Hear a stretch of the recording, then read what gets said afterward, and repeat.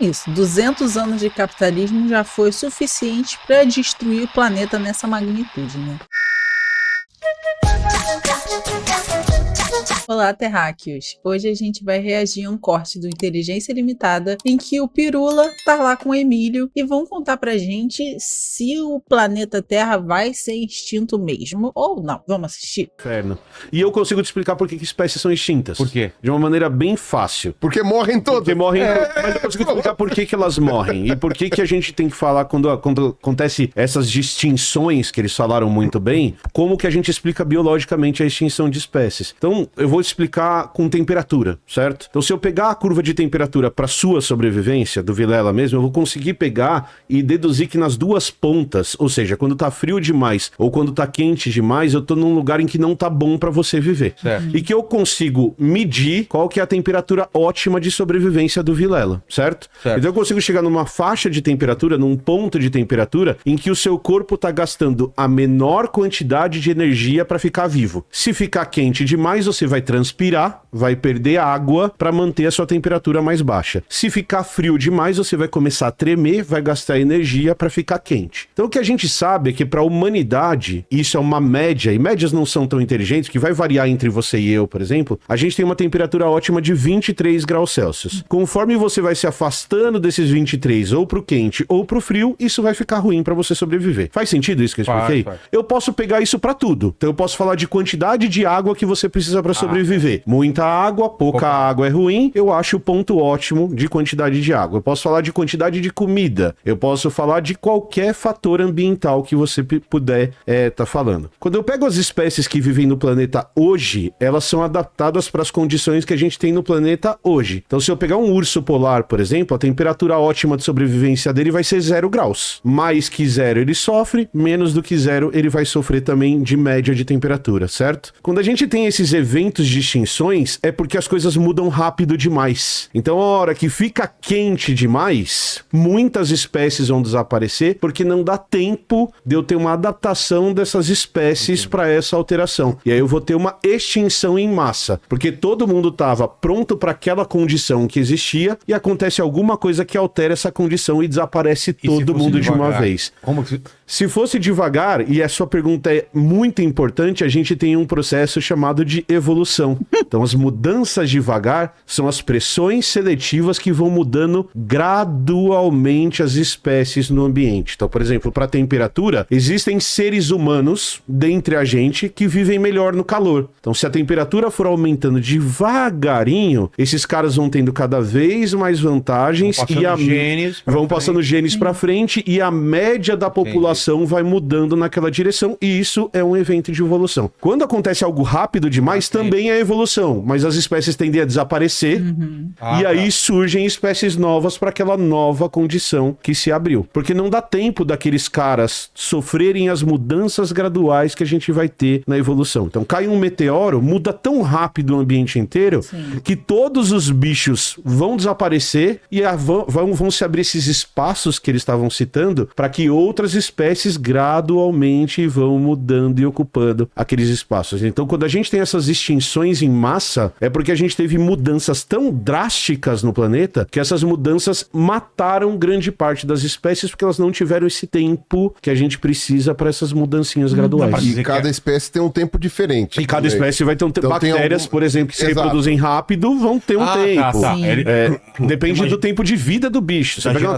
uma tartaruga que vive 150 anos, ela vai reagir de uma maneira diferente de um ratinho que vive 2. Vírus, por exemplo, fazem suas mutações, ou seja, suas evoluções muito rápido. Tanto que a gente viu na pandemia de Covid o quanto surgiram outras variações do vírus da Covid que a gente teve que fazer mais vacinas para combater isso. Existem certas espécies que fazem essa adaptação muito mais rápido do que a gente. Exatamente. E também tem uma outra questão. O tamanho populacional é relevante. E isso o pessoal discute muito em extinções atuais. Quanto maior, se você tem uma população muito restrita, a chance dela ser geneticamente muito parecida é grande. E aí qualquer alteração que seja um pouquinho mais brusca vai matar todo mundo. Vai ser difícil ter alguém ali que consiga sobreviver porque tem um gene mais adaptado. Então isso daí faz muita diferença. E o que tem acontecido hoje em dia, que começa a se discutir, apesar da gente estar bem longe do que eles falaram de ter 90% dos bichos desaparecendo, das plantas, de todos os organismos, é que começa a se discutir uma extinção causada pela gente. Exato. Então que a gente tá causando uma mudança no planeta tão rápida que os bichos estão desaparecendo. A gente não, né? O capitalismo. Você pega sapos, por exemplo, anfíbios, por exemplo, você vai ter taxas de extinção ou ameaça de extinção para 40% das espécies que vivem no planeta. O que a gente faz que mata eles? O que a gente... Aí tem Hoje várias... a gente já vê que é 60%. 60%. Tava discutindo outro dia que vagalume, que era uma coisa que eu via quando era criança, via Não muito tem mais. vagalume, eu não vejo mais vagalume. A gente vive... Eu vi essa semana uma reportagem falando dos tatuís. Eu sou aqui do Rio, né? E eu lembro muito da minha infância de eu ir pra praia e ficar catando tatuí. E eu ficava a tarde inteira catando, porque era muito, muito, muito... Até levava pra casa tatuí. Às vezes eu achava uns grandões, assim. E hoje em dia, você vai na praia no Rio e não existe mais tatuí. Os tatuís estão literalmente sendo extintos. E hoje E em nem vai dia... ver. Provavelmente. A gente vive hoje em dia o que a gente fala de uma extinção de insetos. Você vai lembrar disso. Quando você era pequeno, você ia viajar pro interior É verdade, e o o carro Vitor- ficava todo sujo de inseto e não fica mais. É verdade. Porque o que se diz é que a abundância, as populações de insetos, elas diminuíram pela metade nos últimos 20 anos. Isso é ruim. É horrível, porque, Tirando por exemplo... barata. Tirando bicho urbano, tirando na bicho verdade. urbano, Bicho de cidade não sofre mosquito. isso. Tirando pragas E porque- que se deram bem por alguma coisa que a gente também fez. Ou fazer cidade, Tudo bem. A agricultura. princípio, parece que menos inseto é melhor, mas é ruim. Então, você pega, por exemplo, polinização, que é para produção de praticamente Quase todos tudo, os alimentos que a gente come. Grande parte, 80% da polinização das espécies que a gente come são feitas por insetos. Então as florestas vão crescer menos porque tem menos E inseto. não só as florestas, os plantios vão se desenvolver menos porque tem menos inseto. Porque quem poliniza Ninguém vai na arroz, no soja, lá, aquelas plantações de Não, soja lá, ninguém vai uma por uma. plantinha por fazer plantinha coisa. polinizando, são os insetos. Você precisa dos bichos para fazer isso. É o Isso também tem muito a ver com o uso de agrotóxicos nas plantações, né? Para produzir cada vez mais alimento, produzir cada vez mais quantidade e não alimentar a população, né? Porque a gente produz mais do que tem gente passando fome. É um desbalanço, porque você faz agrotóxico para produzir mais, você não alimenta a população, você usa essa produção excedente para produzir alimentos industrializados, para produzir ração para gado, para produzir vários tipos de coisa, menos para produzir comida de verdade para as pessoas. E aí você enche de agrotóxico, aí você mata os insetos também, que vão piorar, ou seja, o capitalismo no seu ciclo de autodestruição e destruição da terra também junto. A gente precisa fazer alguma coisa para parar essa situação. E a solução é superar o modelo de produção que a gente tem. fim do agronegócio. A gente chegou num ponto hoje que tem gente que aluga colmeia de abelha, porque não tem mais abelha nos lugares, o cara cria a colmeia, e aí você precisa dela para polinizar sua plantação de maçã, aí o cara pega as caixas com as abelhas, leva até lá, as abelhas polinizam e depois ele leva embora, porque as abelhas não sobrevivem naquele lugar. Os sapos, por exemplo, que você perguntou, tem várias explicações. Uma explicação é um tipo de fungo que cresce mais no calor e tá matando os sapos. A outra explicação é que você não tem mais continuidade de habitat, então o sapo precisa viver na floresta e perto do rio.